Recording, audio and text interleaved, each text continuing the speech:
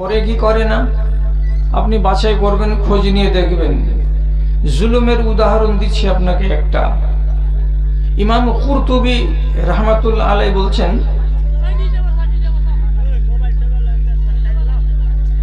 তোমাদের এগুলো সাজাতে যদি এতক্ষণ টাইম লাগে তো মানুষ বরদাস্ত করবে কি করে?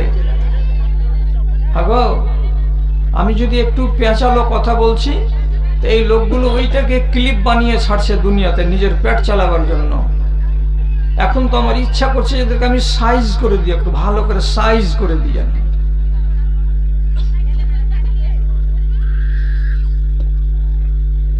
কথা বলছিলাম কি যে মানুষ অবিচার করবে। ইমাম কুরতুবী বলছেন উদাহরণ কি দেওয়া যাবে? অনেকটি ব্যাখ্যার একটা ব্যাখ্যা বলছি। আপনি বাড়ি থেকে বেরিয়ে গেলেন, আপনি দুটো বাচ্চার বাপ, আপনার বাড়িতে একটা সুন্দরী স্ত্রী আছে। রাস্তা চলতে গিয়ে উল্টো দিক থেকে এক মহিলা চলে আসছে, তার গায়ে শালীন পোশাক নেই।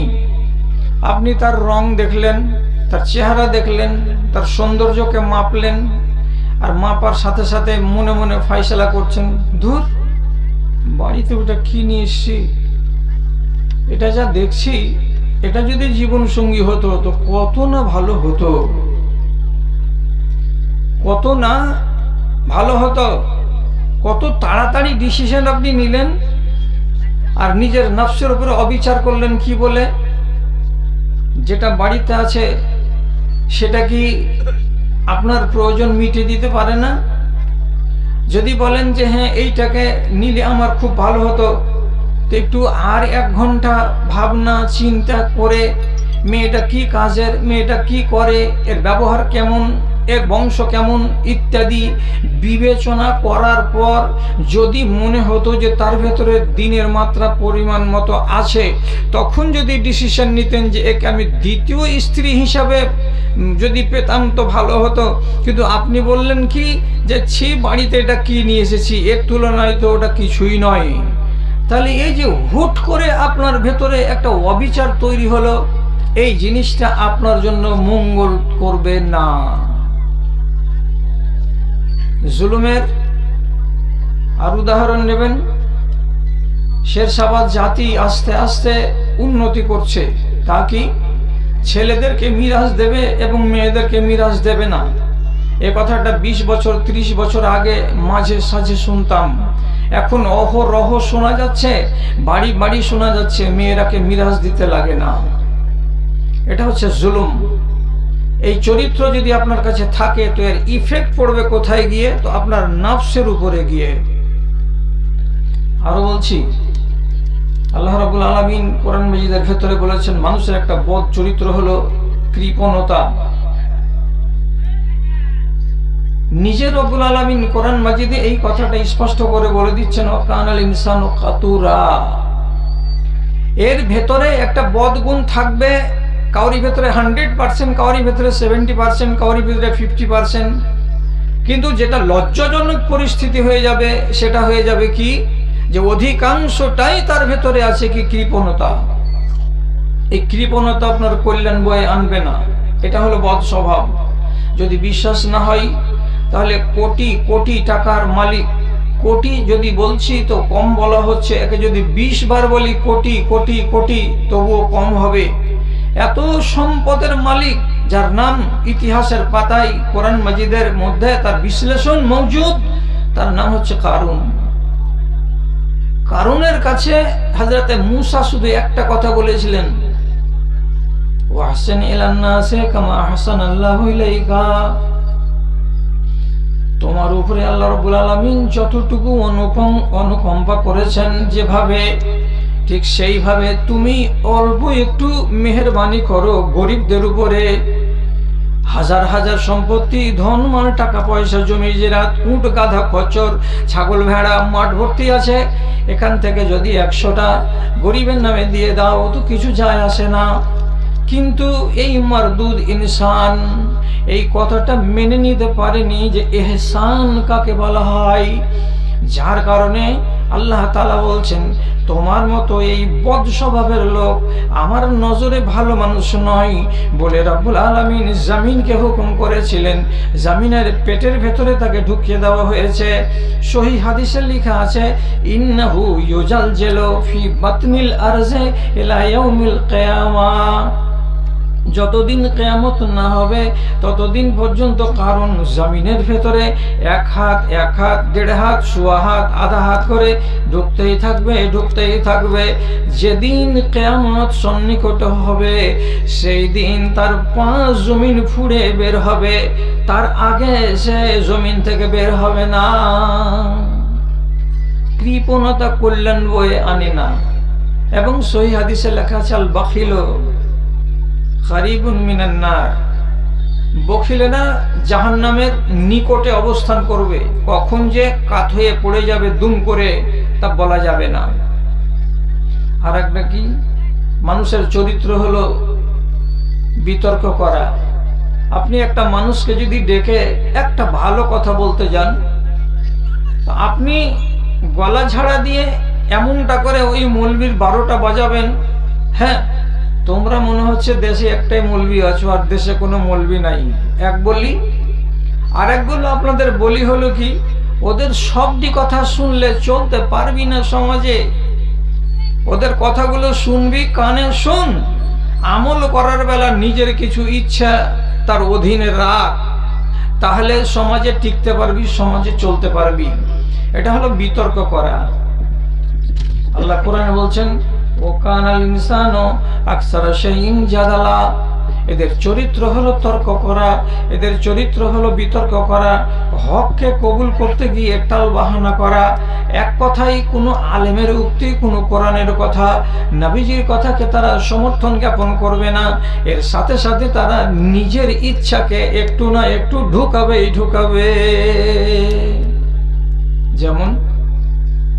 যেমন আপনার সমাজে যদি একটা বিচার লাগে, ছেলে আর মেয়ে মন্দ কাজে ধরা পড়লো, তো বিচারে বসলেন, আপনারা হলেন বিচারক। কি রায় হবে? রায় হলো এই যে ছেলেটাকে 1 লক্ষ টাকা জরিমানা করা হলো, তারপর যে এই মেয়েটাকে 80,000 টাকা দিতে হবে, কেন যে ওর ইজ্জত নষ্ট হয়েছে। আর 20,000 টাকা আনুষঙ্গিক খরচ। অর্থাৎ লুকিয়ে লাভ কি হবে? যারা সারা রাত জেগে যাকে আমরা দেশওয়ালি বাংলাতে বলি কাঁকড়ি পহর দেওয়া, এতক্ষণ ধরে বিচার করলাম, তো ভূতের ব্যাগার খাটবো কি? আমরা নাম করা মোড়ল আছি, আমাদের কিছু খরচা পানি আছে। আপনি এইভাবে বিচার সালিশ করে নিলেন। আপনাকে কোনো আলেম যদি বুঝাতে না পারে, তাহলে আমি আপনাকে ভরসা দিয়ে বলছি এই কথাটা, যে আপনার দ্বারাই যদি কোনো ভুল হয় শরীয়তের আদেশ পালন করতে গিয়ে, তাহলে তার জন্য কাফারা আছে। কাফারা মানে জরিমানা। জরিমানা কি আছে? হয় কাপড় পরাতে হবে মিসকিনকে, অথবা খানা খাওয়াতে হবে মিসকিনকে, অথবা কোনো একটা গোলামকে আজাদ করে দিতে হবে। তো রোজা রাখা, কাপড় দেওয়া, গোলামকে আজাদ করা, এইগুলো হচ্ছে শরীয়তের জরিমানা। কিন্তু পৃথিবীর কোন দেশের কোরআন মাজিদে আর পৃথিবীর কোন দেশের হাদিসের পাতায় এ কথাটা লেখা নেই যে কোনো পাপী আর কোনো পাপিষ্ট নর এবং নারী যদি মুখ কালা করে তো তাদের জন্য 90,000 টাকা জরিমানা দিতে হবে। কোথাও লেখা নেই। আপনাকে কেউ যদি না বলে থাকে তো আমি বলছি, কিসের মূলে দেশবাসী আপনার সামনে আছি বলে মোহনা, কিন্তু আমার এই কথাটা সারা দুনিয়ার জন্য বলছি আমি। কেন শেরশাবাদ কমিউনিটিতে এই বিচারগুলো শেরশাবাদের মোড়লরা এভাবে করে যে 1 লক্ষ টাকা ফাইন করা হলো, তার ভেতরে 80,000 টাকা কাকে? তো মহিলাটাকে। কেন যে তার ইজ্জত গেছে। এই সমাজের কর্ণধার, ভালো করে বুঝেন, এই অপরাধটাতে মূল আসামিকে এটা আগে দেখতে হবে। চোখ আছে না বিচারক সেজে বসে আছেন? আল্লাহ তাআলা কোরআন মাজিদে বলছেন, আয-যানিয়াতু ওয়াজ-যানি ফাজলিদু কুল্লা ওয়াহিদিন মিনহুমা মিয়াতা জালদা। ব্যভিচারিণী সে যদি মহিলা হয় আর ব্যভিচারী যদি একটা পুরুষ হয়, কার নাম আগে এলো? নরের না নারীর? কার নাম আগে এলো গো? নারীর নাম আগে এলো। আগে বেটা ছেলেটার নাম কেন এলো না? আক্কেল করুন কথাটাই। যদি একটা মহিলা ব্যভিচারিণী হয় এবং একটা ছেলে ব্যভিচারী হয়, তাহলে দুজনকেই 100 করে কোড়া লাগাও। তো এই মেয়েটি তার নাম আগে কেন এলো? এর একটি মাত্র কারণ হলো এই, পৃথিবীতে যদি ব্যভিচার হয় তো নারী যদি সম্মতি না দেয়, নারী যদি ইচ্ছা প্রকাশ না করে, নারী যদি রাজি না হয়, তাহলে পারে জীবনে কোনো দিন কোনো ছেলে তার সঙ্গে ব্যভিচার করতে পারবে না, অন্যায়ভাবে মিলন করতে পারবে না। এই জন্য এই যে সম্মতিটা তার আছে, তো কার আগে সম্মতি? তো মহিলার সম্মতি। এই জন্য কোরআনের দৃষ্টিতে দুজনই আসামি হতে গেলে 1 নম্বর আসামি হচ্ছে নারী আর 2 নম্বর আসামি হচ্ছে ছেলে। অথচ সমাজের লোক একটা মেয়ের ইজ্জত দেখতে গেল, কিন্তু একটা ছেলের ইজ্জত দেখতে গেল না। বিচার করে আবার ওকে দিয়ে দিতে হবে, কেন যে ওর ইজ্জত গেছে, ছেলেটার ইজ্জত বেড়েছে নাকি? হ্যাঁ, আপনাদের ফয়সালাতে যে ছেলেটার ইজ্জত বেড়েছে, খুব যোগ্যতা আছে ছেলেটা, এগুলা কাজ করতে পারে, এটা যদি আপনি না করেন তাহলে আপনার সমাজে আপনি বিচারক নন, এবং এইরকম না করতে গেলে বিচার হবে না একটাও। আল্লাহর কসম খেয়ে বলছি, আল্লাহর শরীয়তকে নিয়ে খেলা করবেন না। হ্যাঁ, তাহলে আপনাকে 3 নম্বর উক্তিটা দিলাম যে এই অবস্থা মানুষের। চলি আর একটা বদ স্বভাবের কথা। আল্লাহ রাব্বুল আলামিন বলছেন, খলাকাল ইনসানু হালুআ, মানুষকে আমি একেবারে নাশুকুর করে তৈরি করেছি। নাশুকুর মানে কি? এরা কৃতজ্ঞতা জ্ঞাপন করতে জানে না। কৃতজ্ঞতা কাকে বলা হয়? শুকরিয়া কাকে বলা হয়? আপনার শরীর কেমন আছে? তো আপনি যদি দুর্বল থাকতে গেলেও বলেন এখন যা আছি আলহামদুলিল্লাহ খুব ভালো আছি, তা না করে আপনি আই মাই করে কথা বলতে লাগলেন এমনভাবে যে শেষ কথার একটাই কথা হলো এই, মরি না বলে বেঁচে আছি, মরিনি বলে বেঁচে আছি, এত খারাপ অবস্থাতে আমি আছি। আর একটা ভাই কিরকম হলো এবছর আপনার ফসল পানি? আপনি সোজা বাংলায় উত্তর দিলেন, শুতে গেলাম, মরে গেলাম, লাট হয়ে গেলাম। কেন? ফসল মার খেয়ে গেছে। মার খাওয়াতে কতটি কমেছে? গত বছর হয়েছিল 250 মণ ধান, এবার হলো আপনার 200 মণ ধান। 50 মণ যদি কমে যায় তো তার জন্য আপনি লাট হয়ে গেলেন, আপনি মরে গেলেন, আপনি শুয়ে গেলেন। এই রকম নাশুকরি কথা কেন বলতে যাবেন? আল্লাহ রাব্বুল আলামিন বলছেন, লাইন শাকারতুম লাযিদান্নাকুম ওয়া লাইন কাফারতুম ইন্না আযাবি লাশাদীদ। যদি তোমরা আমার যা নিয়ামত পেয়েছো তাতে যদি সন্তুষ্টি প্রকাশ করো আলহামদুলিল্লাহ বলে, রব্বুল আলামিন বলছেন তোমার নিয়ামতকে বাড়িয়ে দেওয়া হবে। আর তুমি যদি কাই কাই করো, হাই হাই করো, আর তোমার জুটে না, এই হয় না সেই হয় না করো, তো আল্লাহ তাআলা বলছেন আমার নিয়ামতের তোমার কাছে কোনো দাম নাই। সুতরাং তোমার মতো নামাকা হারামের কাছে আমার নিয়ামত রেখে দেওয়ার কোনো যুক্তি নাই। টেনে নেব তলে তলে, টেনে নেব পলে পলে, তোমাকে আরো নিচু স্তরে আমি নামিয়ে দেব। তাহলে এটাও বদ স্বভাব। এই করে বদ স্বভাব যখন আপনার ভেতরে বেড়ে যাবে তখন আপনার ধাক্কাটা এসে লাগবে কোথায়? নফসে, যেটা আমরা বলি আত্মা। এর ভেতরে সবচাইতে যেটা সাংঘাতিক জিনিস সেটা হলো কি? নিজের দ্বীনকে, নিজের ধর্মকে হালকা মনে করা। কেন হালকা মনে করা মানে কি? তো ইমাম মালিক রহমাতুল্লাহ আলাইহি একটা বই লিখেছেন, কিতাবুজ জুহুদ। এর ভিতরে লিখেছেন একটা সময় আসবে, সেই সময় অবস্থাটা কি হবে? তো তিনি বলছেন, ইয়াতি আলান নাস জামানুন, মানুষের সামনে একটা দিন আসবে, সময় আসবে, কুলুবুহুম খালিয়াতুন আন হালাওয়াতিল ঈমান, এই মানুষগুলোর অন্তরে কোরআনের ভালোবাসা থাকবে না, কোরআনের মিষ্টতা থাকবে না, কোরআনের প্রতি শ্রদ্ধা তাদের থাকবে না। বাড়িতে সুন্দর করে টাকে সাজানো থাকবে কোরআন, তাকে আদর করে যত্ন করে রাখবে বটে, কিন্তু তার হক আদায় করতে পারবে না। কেমন? ওকে যদি জিজ্ঞেস করা হয়, রমজান মাসে কোরআন মাজিদ সবাই পড়ে, আড়ালে যতটি মেয়ে ছেলে আছে তার ভেতরে আমি তো এদেরকে জিজ্ঞেস করতে পারবো না, আপনি আপনারটাকে জিজ্ঞেস করবেন, আমি না মা কয় পারা কোরআন পড়লি রে? ও যদি বলে যে আমি রোজা প্রতি 1 পারা করে পড়ে দিতে পেরেছি, তাহলে ওই নারীটাকে ধন্যবাদ জানাবেন। আর যদি বলে আমি কোরআন খুলতে পাই না, তাহলে শরিয়তের দৃষ্টিতে ইয়ার মতো পাপাচার নুনের বস্তা আল্লাহর দুনিয়াতে আর কেউ নাই।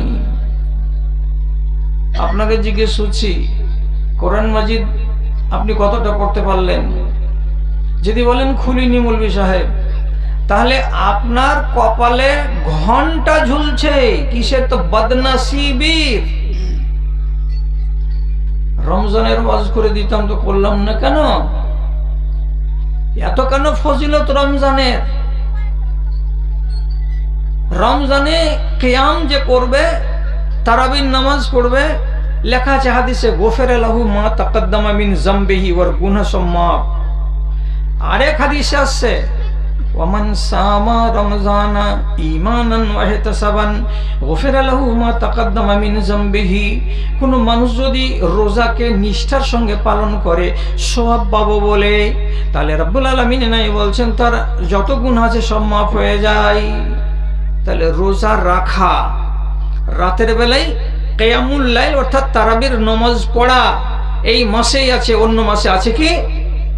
অন্য মাসে নেই। দুটো গুণ পেলাম কার? তো এই রমজান মাসে। অন্য হাদিসে আছে আসিয়ামু ওয়াল কোরআন ইউশাফিআন ইনদাল্লাহ। কিয়ামতের দিন আপনার মতো একটা মানুষের সামনে আকৃতি নিয়ে খাড়া হবে কে? কোরআনে মাজিদ। আর আকৃতি নিয়ে খাড়া হবে কে? তো রোজা। রোজা প্রথমে আল্লাহ রাব্বুল আলামিনকে ডেকে বলবে ইয়া রাব্বি ইন্নী মানাতুহু তাআমা ওয়া শাহওয়াতা ফিন নাহার। এ পরওয়ারদিগার, আমি এই নওজোয়ান ছেলেটার মুখে তালা লাগিয়ে রেখেছিলাম, আমি একে পানাহার করতে দিইনি। বাড়িতে যুবতী স্ত্রী ছিল, তার কাছে আমি ঘুমাতে যেতে দিইনি। আমি তাকে নিষেধ করেছিলাম, বান্দারে খবরদার মুখে কোনো জিনিস ঢুকাবি না, আমার নাম হলো রোজা। আমাকে ভালোবেসে সারাটা 14 ঘন্টা ধরে মুখে পানি দেয়নি, খানা দেয়নি, অতএব আমি রোজা। মুখ খুলে বলছি পরওয়ারদিগার, এই ছেলেটা যেন আজকে কোনো অনিষ্ট না হয়। 1 2 নম্বর, কোরআন মাজিদকে আল্লাহ রাব্বুল আলামিন মুখ খোলার ক্ষমতা দিয়ে বলছেন, এই কোরআন কি বলছো? বলছে মাওলা ইন্নী মানাতুহু নাওমা ফিল লাইলে। আমি এই লোকটার রাতের নিদ্রাকে হারাম করে দিয়েছিলাম। কেন রে? কোরআন বলতো কেন হারাম করেছিলি? তো আমার এই বান্দা রাতের বেলায় কোরআন মাজিদকে খুলে দিয়ে আটকে আটকে যাচ্ছে, ধীরে ধীরে পড়ছে, অত তাড়াতাড়ি তার জবানটা সরে না, তবুও ধীরে ধীরে টিপে টিপে একটা একটা করে জেগে জেগে জেগে জেগে আমাকে তিলাওয়াত করেছে। অতএব যেই লোকটা, যেই মেয়েটা, যেই ছেলেটা আমার প্রতি এতটা যত্নবান হয়েছে, যার আমি রাতের ঘুম কেড়ে নিয়েছিলাম, পরওয়ারদিগার তাকে যেন আজ বেইজ্জত না করা হয়। শেষের বেলায় 2 জন এই সুপারিশকারীর আল্লাহ রাব্বুল আলামিন আবেদনকে শোনার পরে বলছেন, ওরে রোজা, তোর আবেদন নিবেদন এ বান্দার হিতে কবুল করা হলো। আল্লাহ তাআলা কোরআন মাজিদকে বলবেন, রে কোরআন, তোর এই সুপারিশ এই বান্দার হিতে কবুল করা হলো। যারা এই লোকটা, এই মানুষটা, এই মেয়েটা, এই ছেলেটাকে আজকে তাকে অপমান করা হবে না। কটা ফজিলত হলো? 3টা হয়ে গেল। রমজান মাসের শেষ রাত্রিতে আছে শবে কাদার, জাগার, 4টা হয়ে গেল। রমজান মাসে ইতিকাফ আছে 10 দিন, মসজিদের সময় কাটাবার এবং ইবাদত করার। এটা করতে গেলে আপনার আগের পিছের গুনাহগুলো সবকে আল্লাহ তাআলা ধুয়ে পাক সাফ করে দিতে পারেন। তাহলে যেই মাসটাতে এতগুলো সুযোগ সুবিধা রব্বুল আলামিন করে রেখেছেন, এই মাসটাকে আপনি অবজ্ঞা করে কাটিয়ে দিলেন, কিতাবুজ জুহদের হাদিসে কি বলা হচ্ছে, তাদের অন্তরে কি থাকবে? কোরআনের ভালোবাসা থাকবে না। যদি বলেন না আছে, বলুন, হাত তুলতে বলবো। ওই ডায়লগ দিয়ে কথা বলা আমার চরিত্রে নেই। আপনি কেন হাত তুলবেন আমার সামনে যে হ্যাঁ আমি কোরআন পড়ি? আপনি নিজের ইমানের কাছে কৈফিয়ত দেন। কোরআন খুলেছেন না খুলেননি, কোরআন পড়েছেন না পড়েননি। কোরআনের মহব্বত যদি থেকে থাকে তো কিছু মহব্বতের কাজ করেছেন? সব চাইতে যেটা নোংরা কথা এখানে আসছে সেটা কি?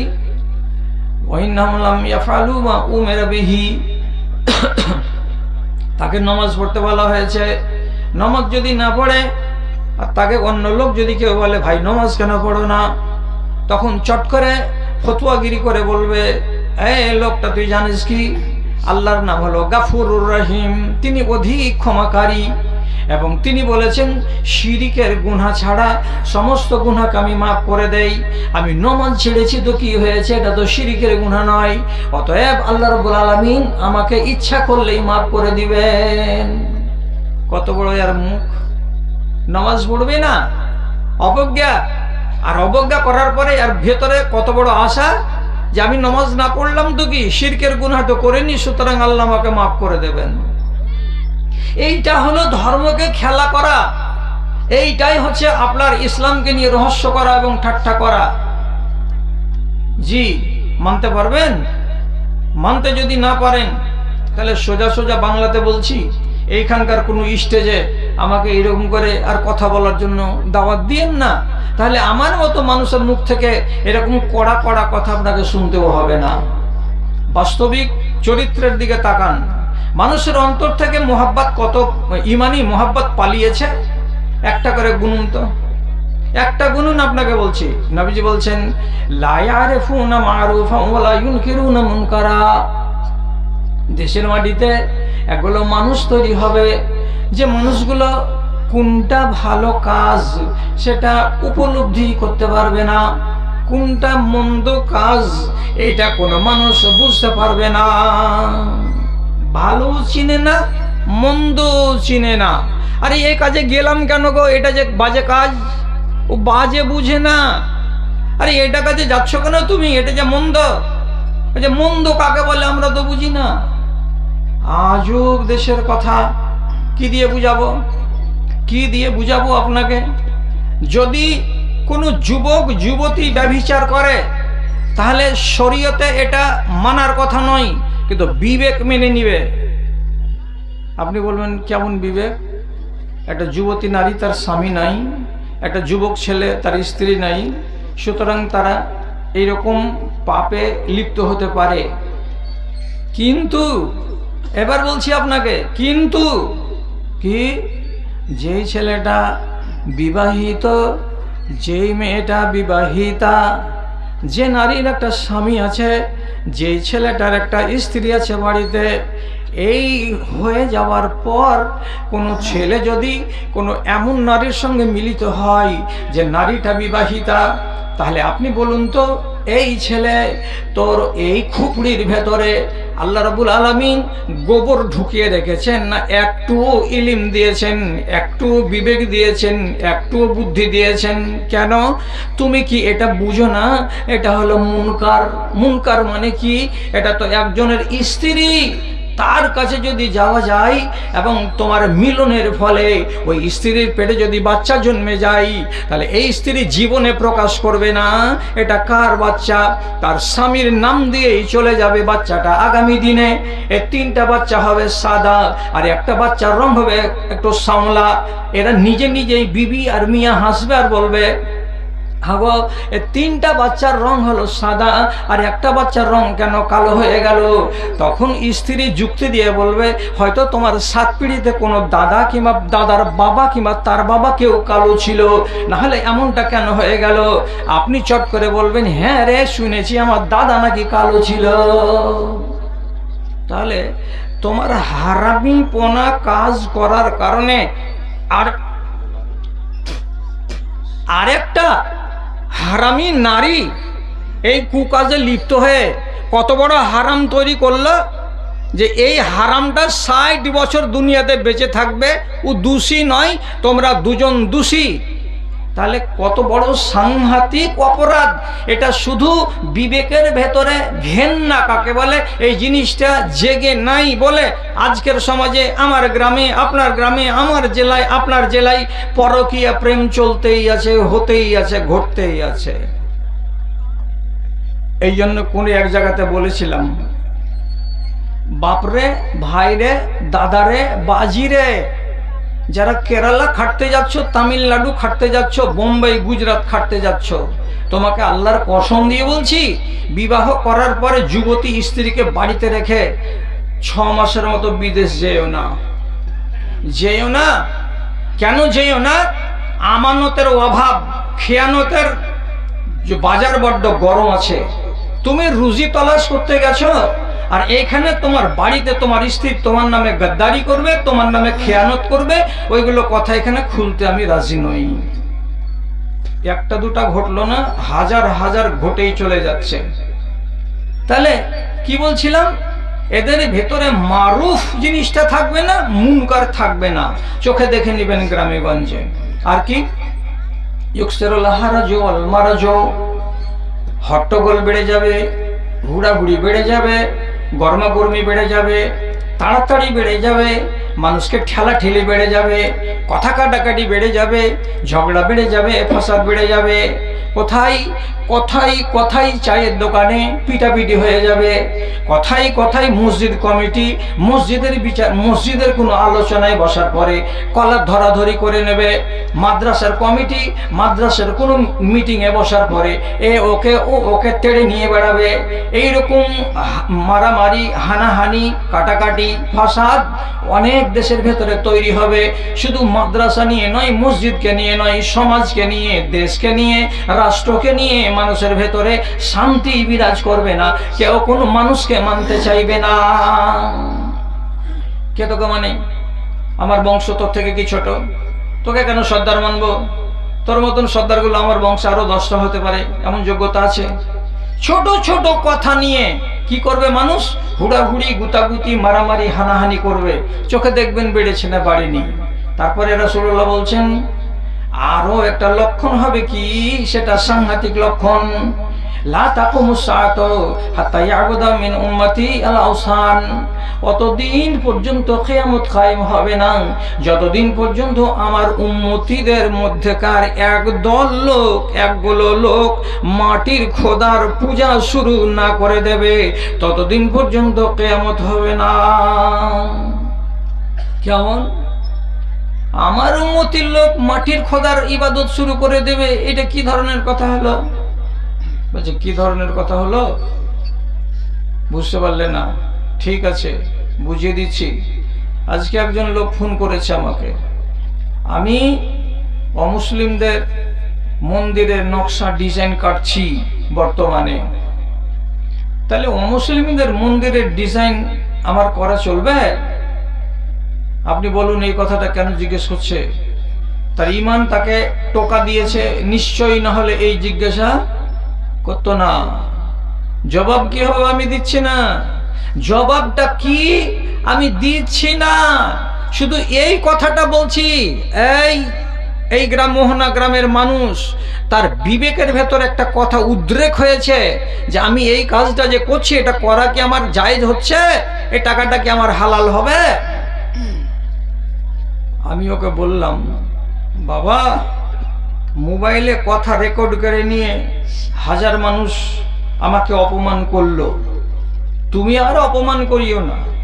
শুধু এইটুকু বলছি, বাংলা কোরআন মাজিদ খুলো, আর খোলার পরে সূরা মায়েদার 3 নম্বর আয়াতটাকে পড়ো। তরজমাটা পড়ে নিতে গেলে তোমার মসলা হল হয়ে যাবে। যাও, কি আছে? আল্লাহ তাআলা বলেছেন, তাআওয়ানু আলাল বিররি ওয়াত তাকওয়া ওয়ালা তাআওয়ানু আলাল ইসমি ওয়াল উদওয়ান। ভালো কাজে মানুষকে সাহায্য করো, আর মন্দ কাজে তুমি কোনোদিন সাহায্য করো না।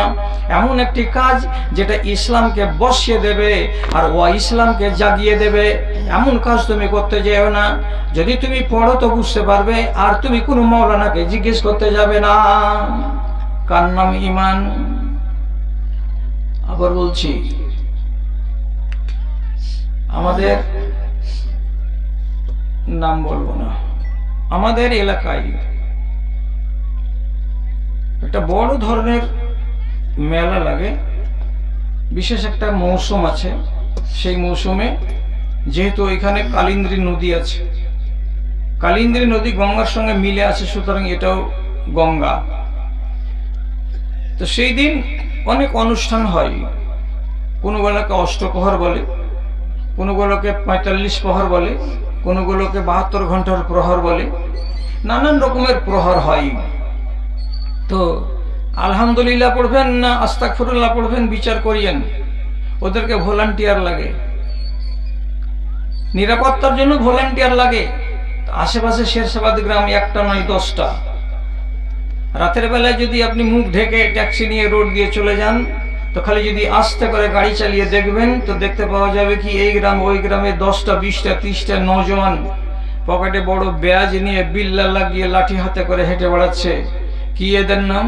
কারোর নাম আমজাদ আলী, কারোর নাম সুলেমান, কারোর নাম নুরুল ইসলাম, কারোর নাম রমজান আলী।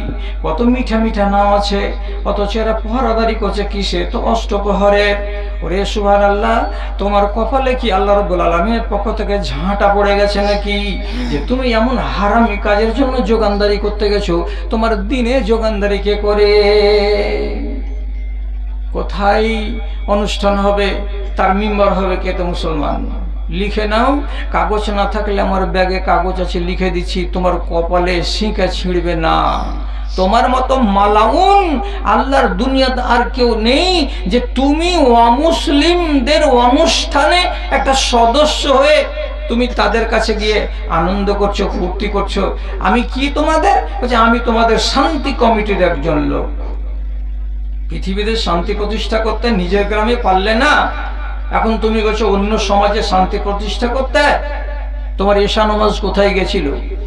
বাইরে বসে বসে চেয়ারে তুমি তো মিম্বার বনে ক্ষমতা দেখাচ্ছিলে। সেদিন রাতের বেলায় তুমি কি কি খেয়েছিলে টেবিলে, মনে আছে? যে খানাগুলো সেদিন তৈরি হয়েছিল, কার নামে তৈরি হয়েছিল? কার নামে? উলামায়ে দ্বীনের ফতোয়া আছে যে যদি কোনো মরা মাইয়েতের নামে, কোনো ওরুসে, কোনো কবরগাহে, কোনো বাবার মাজারে যদি পশু জবে হয়, তো সেই পশুর মাংস খাওয়া হারাম। এটা তো বাবা হলো মুসলমান, তার কবরে যদি কেউ গিয়ে জবে করে আর মানত মানে আর খানা খায়, তো সেটা হারাম। আর আপনি আরেকটা ধর্মাবলম্বী মানুষের কাছে গিয়ে তাদের মাংস, তাদের আর অন্যান্য জিনিস বসে বসে খাচ্ছেন আর নিজেকে প্রতিষ্ঠিত করতে চাইছেন। আপনি সমাজসেবী? হ্যাঁ, অবশ্যই আপনি সমাজসেবী। দেখতে পাবেন অন্ধকার রাত আগামী দিনে, চোখটাকে খালি বন্ধ হতে দেন, ঠাট বেরিয়ে যাবে। জীবনটা তো ছন্দময়, জীবনটা তো ছন্দময়, রয় না কবু এক জায়গায়। আজকে যদি 5 তলায়, কালকে তবে গাছতলায়। জীবনটা তো ছন্দময়, রয় না কবু এক জায়গায়। আজকে যদি 5 তলায়, কালকে তবে 5 তলায়। কখন যে আল্লাহ তাআলা তোমাকে 5 তলা থেকে নামিয়ে দেবেন তুমি জানো না। কখন যে একটা লোককে 5 তলা থেকে আল্লাহ রাব্বুল আলামিন 5 তলায় পৌঁছে দেবেন তুমি জানো না। সব তোমার সামনে ঘেন্নায় পরিণত হবে। যেদিন তোমার ক্যালসিয়ামের অভাব হবে, হাঁটু নিয়ে বসতে পারবে না। আর যখন তোমার দুনিয়ার রং তামাশার বয়স চলে যাবে, তখন তুমি নেককার হয়ে যাবে, তখন তুমি নামাজি হয়ে যাবে, তখন তোমাকে তোমার বাড়ির টাইলস ভালো লাগবে না, তখন তোমার বাড়ির ঝর্ণার পানি তোমাকে ভালো লাগবে না, তখন তোমার বাথরুমে ওই সিসকি দিয়ে পানি বের হওয়া নল তোমাকে ভালো লাগবে না। তোমার ঘরের ভেতর যদি গুলগুলি বাল্ব জ্বালানো হয়, তোমার বেটারা দেয়, তো তুমি বাল্বগুলোকে খুলে নিতে বলবে আর বলবে সাদা বাল্ব লাগিয়ে দাও বেটা, এমন রঙিন বাল্ব আমাকে ভালো লাগে না। কেন? তোমার জীবনটা যখন নিভাবার দিকে কাছে আসবে, তখন তোমার আশা, তোমার আকাঙ্ক্ষা, তোমার বাসনা, তোমার কামনা সবই নিভাতে শুরু করবে। এবং এটা তুমি তোমার চোখের সামনে দেখবে, আর দেখার পরে তুমি মরবে। জি, মানতে কষ্ট হয়। কিছুদিন আগে দুবাই একটা মুসলমানের রাষ্ট্র, দুবাই একটা মন্দির উদ্বোধন হলো। মন্দিরটা উদ্বোধন করতে গিয়ে দুবাইয়ের আমির সাহেব ও নিজে আমাদের প্রধানমন্ত্রীর সঙ্গে একসাথে মিলে মিশে মন্দিরটাকে উদ্বোধন করলো। 2-3টা লোক বলেন হ্যাঁ দেখেছি। কেউ দেখেনি। মোবাইল নাই, অ্যান্ড্রয়েড না, ওগুলো করার টাইম নাই। খালি ফুর্তি করার টাইম আছে, বেটি ছেলের সাথে মোবাইলে চ্যাটিং করতে পারো, দুনিয়ার খবর রাখো না। হ্যাঁ, দুবাইয়ের মাটিতে মন্দির হলো, হলো না হলো কি হলো ওগুলো নিয়ে আমার কোনো ঝগড়া নেই, কিন্তু কোনো মুসলমান যদি সেই অনুষ্ঠানটাকে পালন করতে গিয়ে ও যদি এমনি করে মাথা ঝুঁকিয়ে দেয়, ওরে আল্লাহ তোর ইমানে পোকা লেগে গেছে। আর বেশি দেরি নাই, রাসূলুল্লাহ যে বলেছিলেন কিয়ামত অতদিন কায়েম হবে না যতদিন পর্যন্ত আমার উম্মতীদের এক শ্রেণীর লোকেরা, যতদিন পর্যন্ত এরা মাটির খোদার পূজা শুরু না করে দেবে, মাটির খোদার পূজা শুরু না করে দেবে, ততদিন কিয়ামত কায়েম হবে না। তাহলে এটাই তো হলো সেই লক্ষণ। মুসলমান যদি এই এদের অনুষ্ঠানে গিয়ে যোগানদারি নেয়, তো তাহলে এটাই হলো পূজা করা। মুসলমান যদি তাদের আর কোনো জায়গাতে মন্দিরে গিয়ে সে যদি সরাসরি তাকে সম্মান জানিয়ে দেয়, তাহলে এটাই হলো তার পূজা করা। হাদিস থামতে পারবেন? বলে হ্যাঁ পারবো। পারবে তো পারবে ভালো করে। দুটা আলেম আছে স্টেজে, 3টা আলেম আছে। হযরত সুলাইমান রাদিয়াল্লাহু তাআলা আনহু থেকে মওকুফ রিওয়ায়াত আছে কি, একটা মন্দিরের সামনে এক সাহাবী চলে যাচ্ছেন। ওরা বললে আমাদের দেবীর সামনে সম্মানের সাথে কিছু দাও।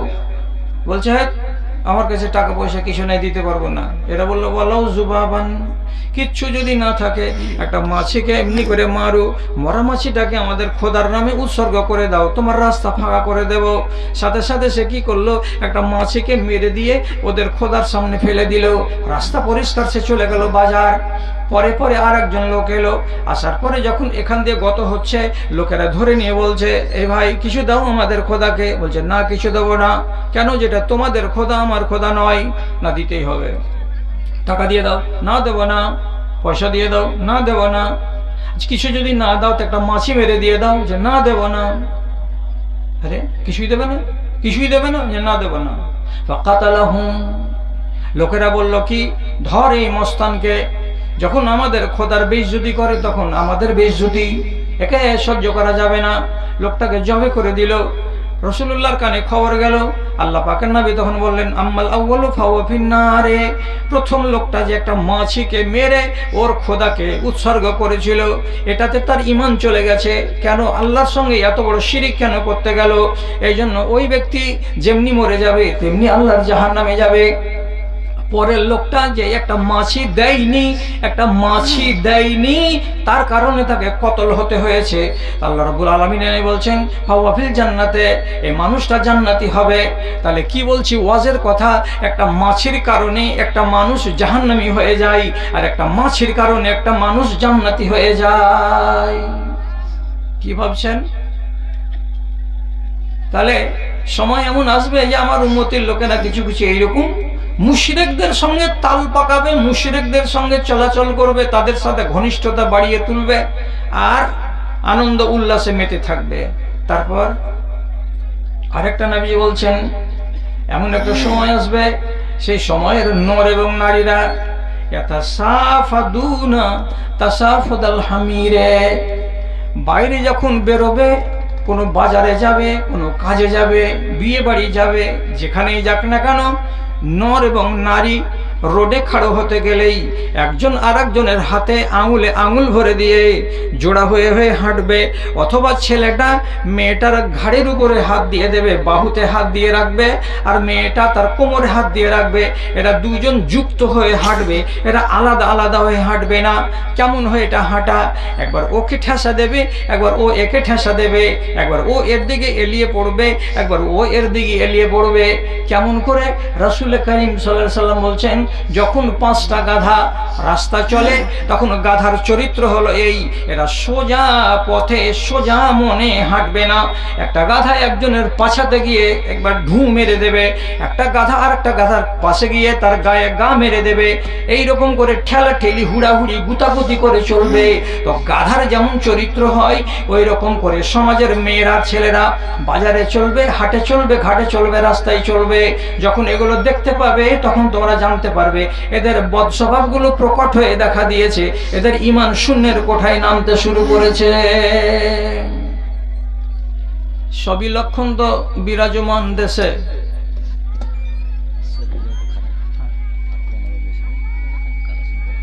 ঠিক আছে, ঠিক আছে, আর যেটা তোমরা করো, তুমি ড্রাইভার, তুমি যেভাবে চালাবে ওভাবে চলবে। হ্যাঁ, কথাটা হলো এই, ওই কে বলেছিল যে ওই কি যে চলা আর বলা মুখ, তো না চা খেতে পারা যাবে না এখন। তো বলছিলাম মন্দ থাকবে, আর এর তালিকা যত বড় হবে এর ইফেক্ট পড়বে আপনার কোথায়? অন্তরে। অন্তরটা শেষের বেলায় কি হয়ে যাবে? আপনার আত্মাটার একটা নাম পড়বে। কি নাম? লাওয়ামা। কি নাম? আম্মারা। কি নাম? মুতমাইন্না। কোনটা নফস ভালো, কোনটা খারাপ? সংক্ষেপে বলি, একটা মুতমাইন্না এমন একটা নফসকে বলা হয় যে জীবনে ভালো ছাড়া মন্দ কি জিনিস চেনে না, যে জীবনে কোনোদিন ভালো জিনিস ছাড়া মন্দ জিনিস চেনে না, জানে না, কোনোদিন তাকে টাচ করে দেখেনি, যার জীবনের খাতাতে একটা পাপ বলতে বিন্দু মাত্র নেই। এবার আপনারা বলুন, এইরকম আত্মার লোক কি এদেশে আছে? আছে এরকম লোক? নাই। এগুলো আত্মা কাদের?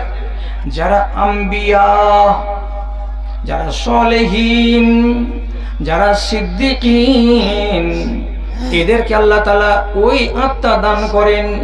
ওদের সামনে যদি একটা সামান্যতম ভুল চলে আসে তো তাদের মগজ কেঁপে উঠে, তাদের সিনা কেঁপে কেঁপে উঠবে, আল্লাহ রে এ কাজটা কেমন করে করতে যায়। এক কিঞ্চিত পরিমাণে অন্যায় কাজে যাবে না। এটা হলো মুতমাইন্না। কি দিয়ে বুঝাবো? কি দিয়ে বুঝায় আপনাকে? ইব্রাহিম বিন আদহাম বলে একজন বুজুর্গ লোক গত হয়ে গেছেন ইতিহাসের পাতায়। সাফা মারওয়া দৌড়ালেন। সাফা মারওয়া দৌড়ানোর পরে আপনাকে পানি পান করতে হয়। পানিটার নাম কি বাবজি? পানিটার নাম কি? জমজম। জমজমের পানি আপনাকে পান করতে হবে, এটা হচ্ছে সুন্নতি তরিকা। 7 বার দৌড়ালেন সাফা মারওয়া, সাফা মারওয়া, ক্লান্তি চলে এলো। অতএব এর পরে পরে আপনাকে কি করতে হবে? পানি পান করতে হবে, জমজম পানি। যেই যুগের কথা বলছি সেই যুগে ইন্দারাই ছিল, ওখানে নল ছিল না, পাইপ ছিল না, মেশিন ছিল না, বালতি ভরেই পানি তুলতে হতো। বুঝলেন? ইব্রাহিম বিন আদহাম 7 চক্র সাই করে নেওয়ার পরে ইন্দারের পাশে দাঁড়িয়ে আছে।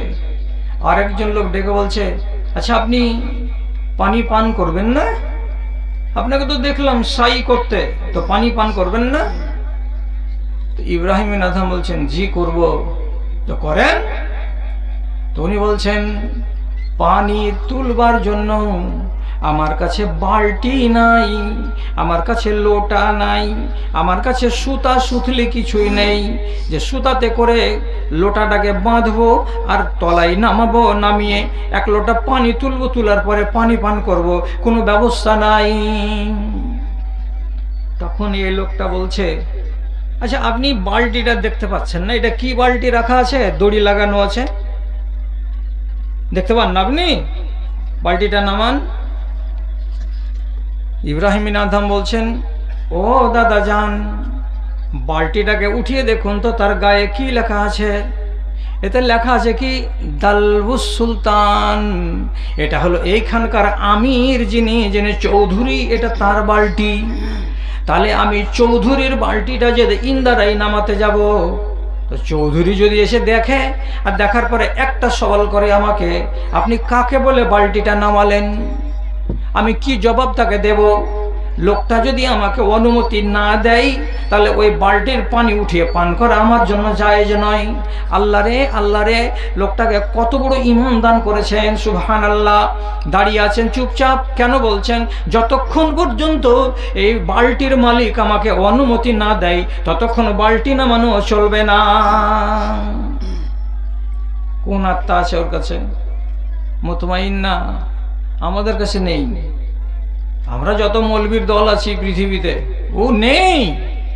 বললে হবে কি আমি স্বীকার করছি, আমি মৌলবী বলে যে আমি তুলসী পাতের ধোয়া আর আমি যে জমজমের পানি দিয়ে আমাকে পরিষ্কার করা আছে, অত সাংঘাতিক মজবুত ঈমান আমাদের কাছে নেই। দুর্নীতিতে ভরা আছি আমি এবং আমার জাত। তাহলে আমাদের কাছে আছে কোনটা? আছে কোনটাতে এবার বিচার করুন।